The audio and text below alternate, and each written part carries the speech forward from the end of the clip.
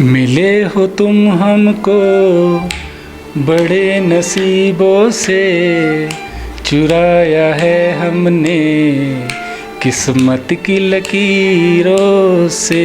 मिले हो तुम हमको। एक दूसरे के साथ किस तरीके से मेल मिलाप हुआ? हमारी फेसबुक पे बात होना शुरू हुई है। मैंने फेसबुक पे इनको रिक्वेस्ट भेजी, इन्होंने एक्सेप्ट की। इन्होंने देखा कि मेरी पिक्चर नहीं थी लगी हुई, तो वैसे ही बस एक फूल सा लगा हुआ था उस पर।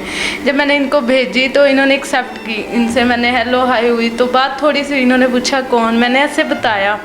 इन्होंने कहा कि फेक होगा, कि मतलब कोई भी कर सकता है, ऐसे तो मजाक कर रहा होगा। मैंने इनको कहा कि नहीं, मैं मजाक नहीं कर रही, मैं लड़की ही हूँ। इनको लगा कि शायद लड़का है, कोई मुझे तंग कर रहा। नहीं, आपने इनकी असल पिक्चर देखी थी उसके ऊपर? जी, असल पिक्चर देखी थी, इसीलिए तो मैंने इनको रिक्वेस्ट भेजी कि ना, कि मैं मतलब ऐसे भेजी, तो इन्होंने एक्सेप्ट की। जब बात होना शुरू हुई तो इन्होंने कहा कि नहीं तुम लड़का हो, तुम फेक हो, ऐसे मतलब बात। मैंने इनको कहा कि नहीं मैं लड़की हूँ, आप परेशान हो, मैं लड़की हूँ। ये कहते कि तुम मतलब ऐसे करो, वीडियो कॉल पे आ जाओ। अच्छा। हमने मैसेंजर पे यानी वीडियो कॉल की। इनको भी तसल्ली होगी, मुझे भी तसल्ली होगी कि ये भी ठीक है और मैं भी जो देखा था वही है। ये हमेशा अपनी हाफ पिक्चर लगाते थे, इन्होंने कभी मतलब पूरी पिक्चर नहीं लगाई थी, कि मुझे नहीं था पता। तो जब ये इन्होंने हाफ पिक्चर लगाई, मैंने कहा खूबसूरत है, ऐसे ये वो सारा ये चीज़ें देख के जब वीडियो कॉल पे बात होना शुरू हुई, तो फिर उसके बाद ना काफ़ी इन्होंने मुझे अपना व्हाट्सअप नंबर दे दिया। इन्होंने बोला कि आप मुझे इस पे कर लेना ना, ये वो ऐसे काम।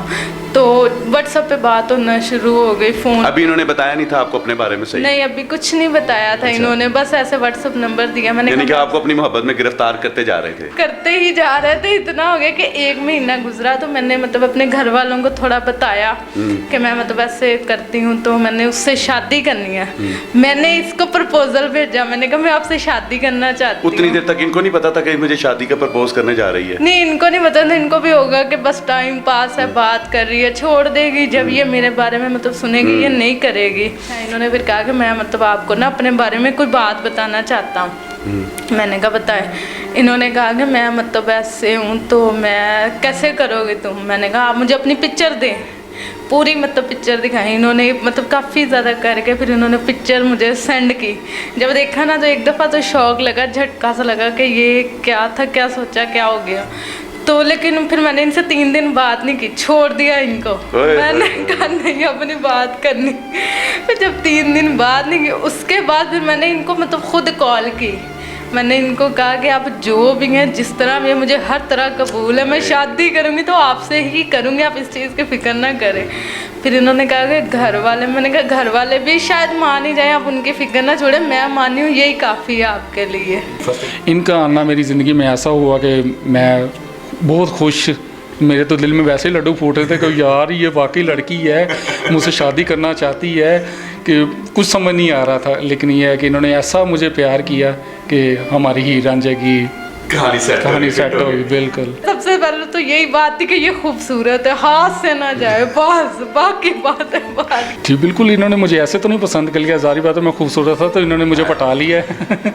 और मेरे लिए भी बहुत खुशकिस्मती है कि मुझे एक नॉर्मल लड़की से मुझे शादी हुई है, तो मैं भी बहुत खुश हूँ। ये बहुत अच्छी हैं और मुझे कभी इन्होंने इस चीज़ का एहसास नहीं होने दिया कि मैं माजूर हूँ। इन्होंने, इनकी ये एक बात अच्छी लगी थी, आपने ये नहीं समझना कि जो मेरी टांगें ना वो आपकी टांगें हैं।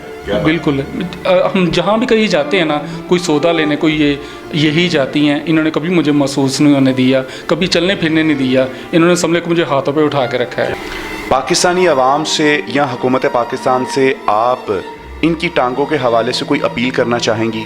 तो यही ख्वाहिश है कि मतलब इनकी अगर कोई हेल्प कर दे, या हमारे वज़ीर आज़म पाकिस्तान है जो, उनकी वो भी हेल्प कर दें, तो अगर इनकी टांगें लग जाएँ तो ये मेरे लिए है, यही ख्वाहिश है बस, और तो कुछ नहीं। रमीसा इनसे बेइंतहा मोहब्बत करती हैं और इनकी खातिर उन्होंने पूरी दुनिया से जंग लड़ी और बिलाखिर निकाह के बंधन में बन गए। खुश रहें, मुस्कुराते रहें। अपने मेज़बान अब्दुर्रहमान को दीजिए इजाज़त। अल्लाह हाफ़िज़।